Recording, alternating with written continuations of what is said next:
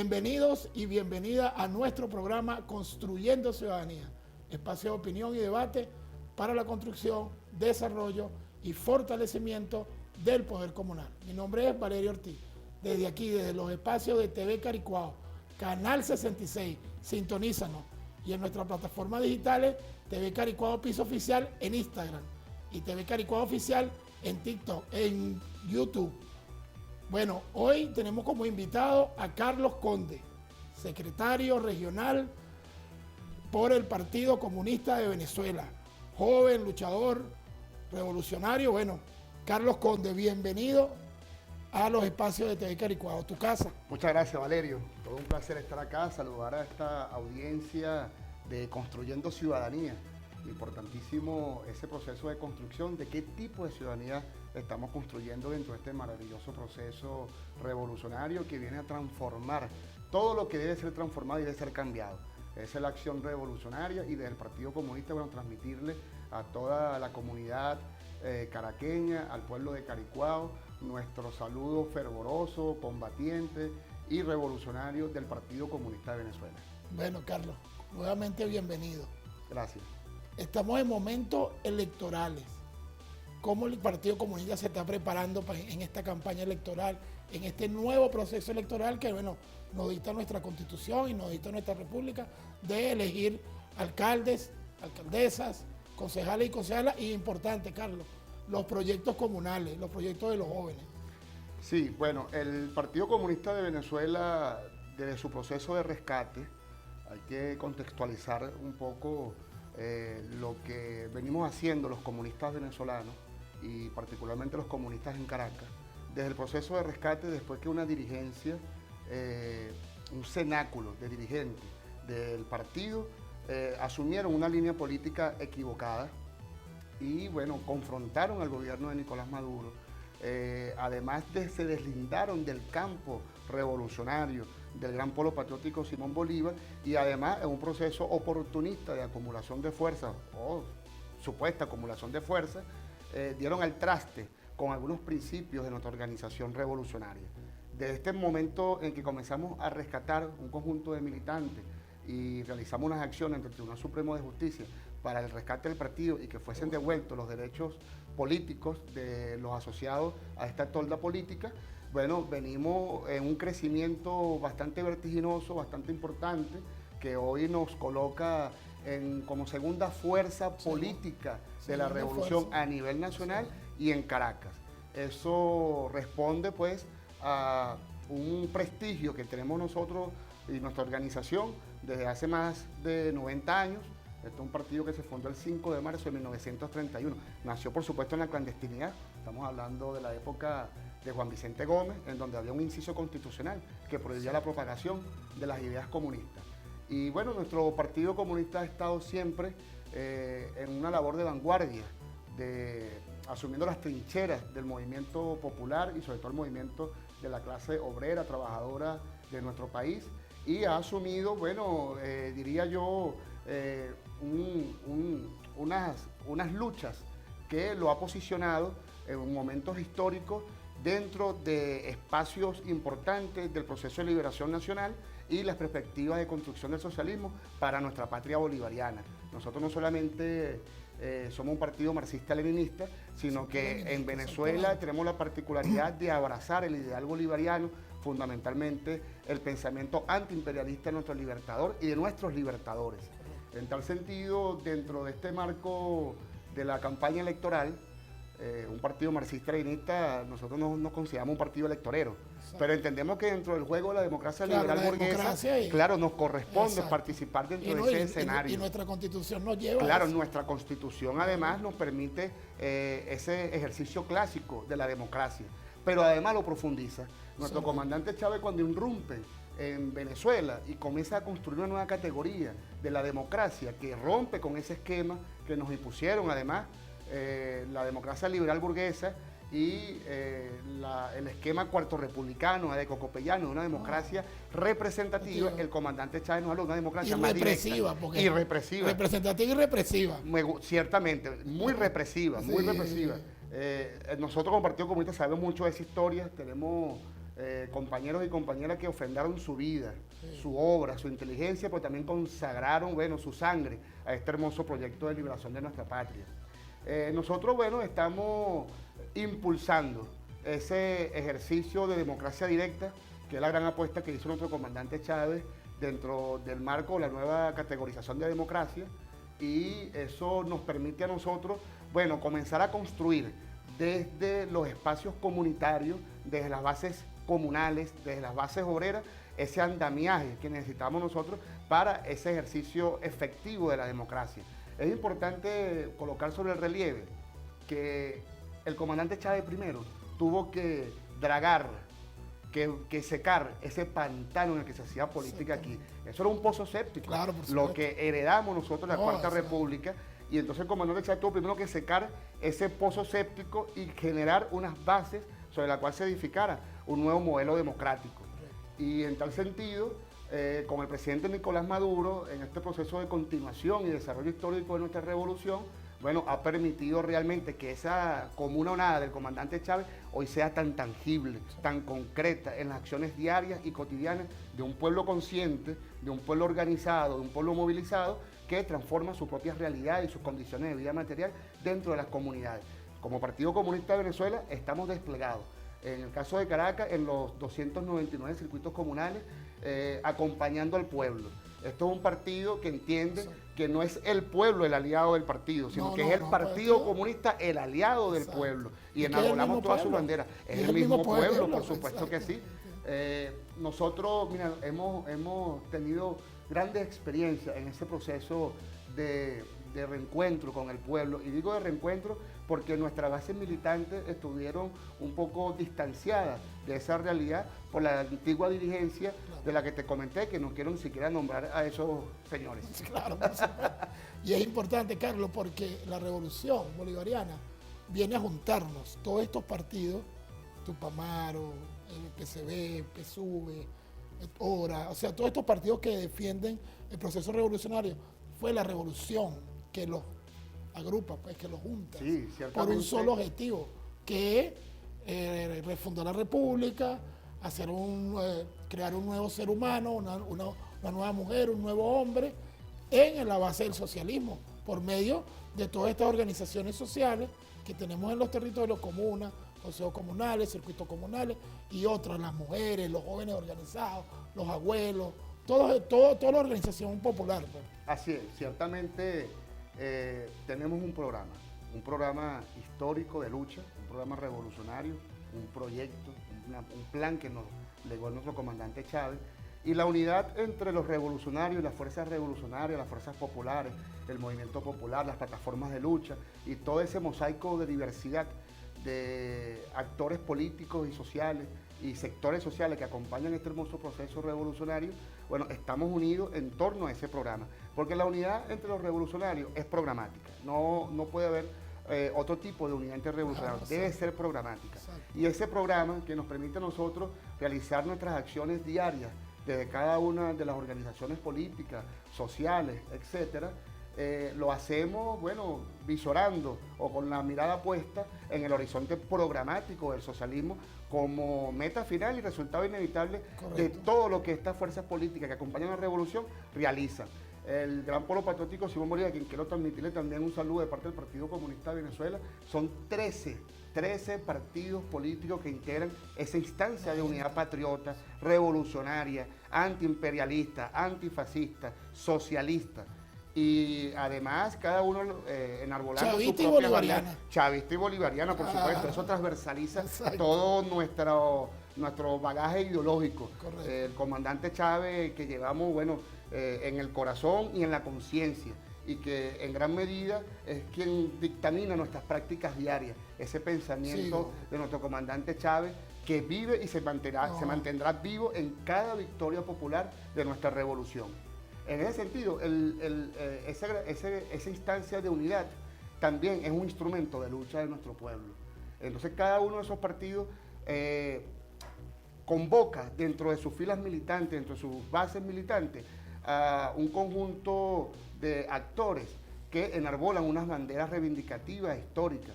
En tal sentido, bueno, a nosotros nos corresponde también hacernos aliados de esas banderas de lucha dentro de un programa y una perspectiva que vamos construyendo dentro del Gran Polo Patriótico Simón Bolívar. Pues cada uno tiene su propio doctrina filosófica. En el caso de nosotros, bueno, es el socialismo científico. Nosotros consideramos que el socialismo o es científico o no es socialismo. No es socialismo. Pero, por supuesto, dentro del socialismo bolivariano nosotros intentamos sumar cualidades para que ese socialismo bolivariano realmente tenga...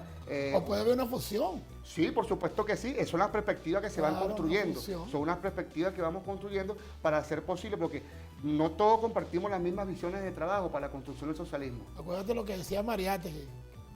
No podemos ser ni calco ni copia. Correcto, sino creación heroica. Creación heroica, bueno. Claro. Y entre todos podemos hacer esa creación heroica. Sí, José Carlos Mariátegui, un gran militante comunista peruano. Inclusive en esos tiempos había un comité internacional del Partido Comunista de la Unión Soviética que inclusive criticó a José Carlos Mariátegui por sus 7 ensayos y entre otras cosas aseveraba que los comunistas no podíamos hacer ensayos, pero hoy más que nunca, hermano, bueno, esas son las recetas y las fórmulas que se nos impuso también de cierta manera al movimiento comunista internacional de la Unión Soviética, que tiene por supuesto grandes logros que mostrar y nosotros que defender, pero a Mariátegui hay que reivindicarlo. El comandante Chávez lo reivindicó muchísimo y nos corresponde a nosotros como socialistas latinoamericanos reivindicar y beber de esa fuente inagotable del pensamiento de Mariátegui. Sí, bueno, yo lo conocí gracias a Chávez.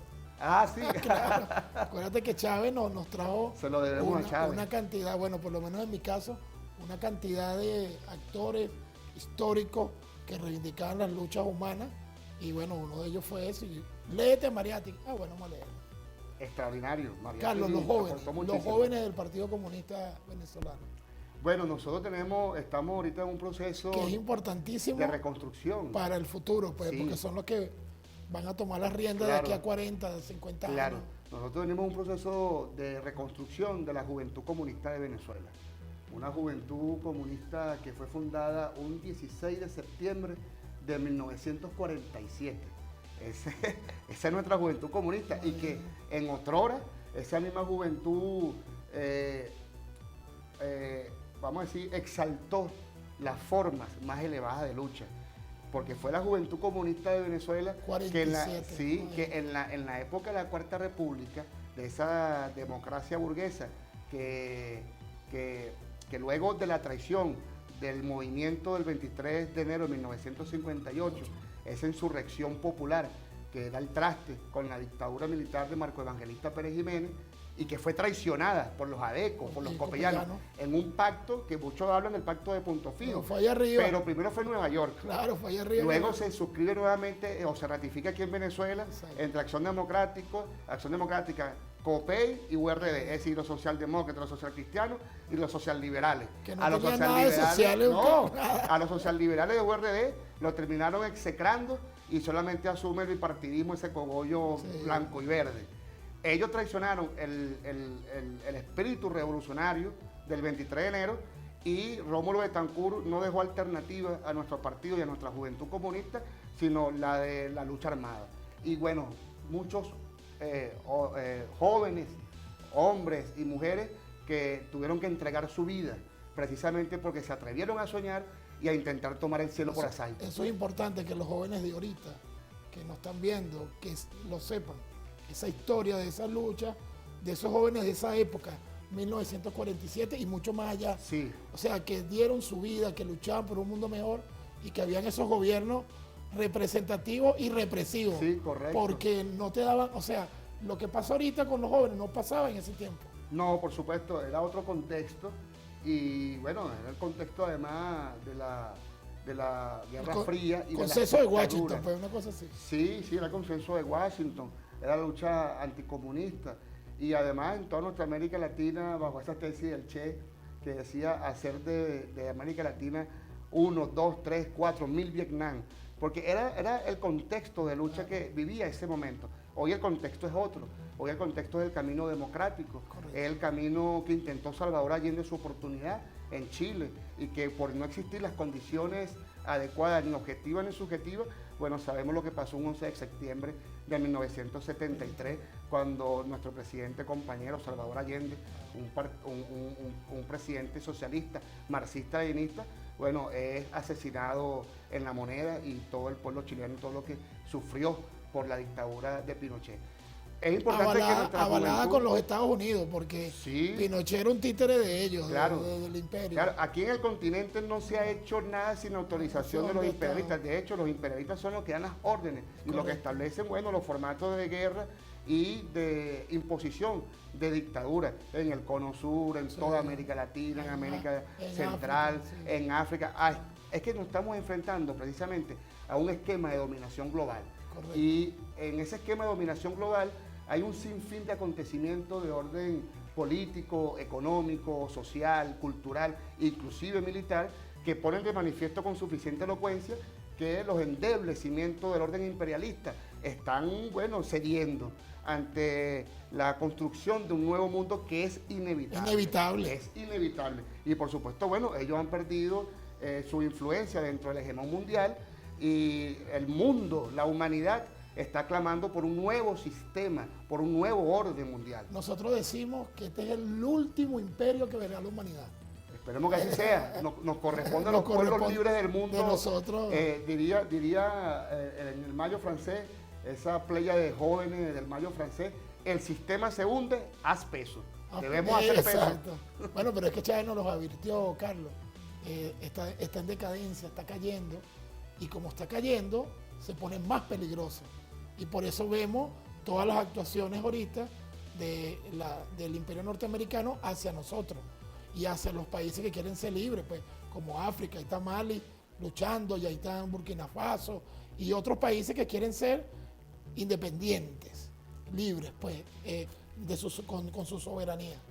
Entonces hay que resaltar eso. El imperio norteamericano es el que ha estado siempre metiendo como dice el dedo en la llaga, ¿Sí? para seguir destruyendo los países, pero no podrán, no lo van a hacer y no lo vamos a permitir. Es correcto. Mira, el capitalismo, desde su nacimiento, nace pululando sangre por los poros, como lo dice Carlos Marx, que es uno de nuestros guías ideológicos.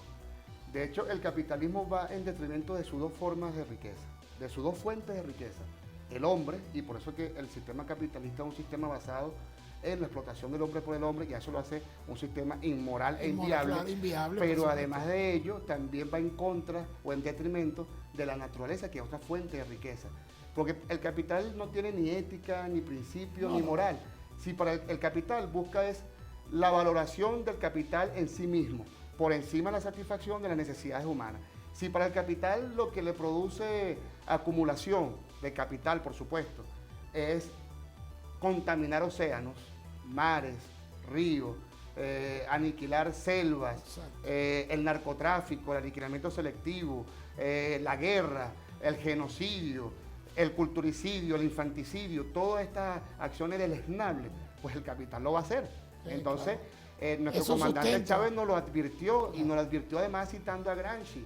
Decía que en ese claroscuro, en lo que no termina de morir y no termina de nacer, emerge una bestia. La crisis orgánica. Claro, esa crisis orgánica, claro, pero ahí en ese claroscuro emerge una bestia, que es la bestia del fascismo, que hoy podemos nosotros verla en el panorama internacional. Cómo el fascismo ha cobrado fuerza nuevamente, casi 100 años después de su fundación, como doctrina filosófica. Y ahora es televisado, pues ahora tú lo ves como normal. La gente lo ve como una película de acción, pero no, es algo real.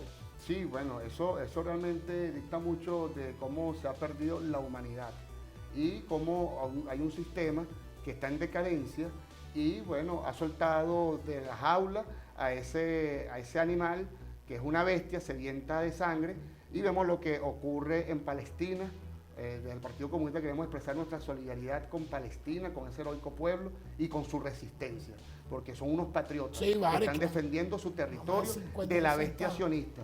Y vemos cómo entonces en Palestina no solamente se comete genocidio, sino que además del genocidio hay un culturicidio, hay un historicidio y hay una negación de ese pueblo. Es borrarlo. Y es negarlo como Claro. seres humanos, y por eso que, bueno, ese trato tan cruel, tan inhumano contra el pueblo palestino. Carlos, estamos llegando casi ya al final del programa. Como dije al principio del programa, estamos en momentos electorales. Un mensaje a ese pueblo de Caricuao y los que nos ven en las plataformas digitales a ir a votar el 27 de julio, por qué votar, y a nuestros jóvenes que van a presentar sus proyectos comunales. Bueno, ¿por qué votar? Hay muchos motivos para votar, pero me quiero referir fundamentalmente a la democracia directa, la democracia genuina, la democracia comunal, porque esa democracia viene a romper con un patrón cuarto republicano que se ha venido prolongando en el tiempo, y que en Venezuela como nunca antes se han generado las condiciones favorables para que nuestro pueblo organizado y sus diferentes expresiones del poder popular puedan desarrollar una democracia directa y la transformación radical de nuestra sociedad. ¿Y por qué radical? Porque precisamente las transformaciones se hacen desde la raíz de la sociedad, es decir, de los espacios comunitarios, de las bases comunales. Y además, informar que no solamente es una elección municipal en donde se van a elegir a 335 alcaldes o alcaldesas o un cuerpo edilicio, unos consejos municipales, sino que además hay una consulta inédita e histórica que se le hace a nuestra juventud, precisamente para que ellos puedan transformar toda esa rebeldía propia de la juventud, todos esos sueños y todas esas esperanzas en victoria popular el 27 de julio. Así será, Carlos. Claro que sí. Así se va a cumplir. Bueno, hemos llegado al final de nuestro programa Construyendo Ciudadanía. Nos vemos el próximo programa.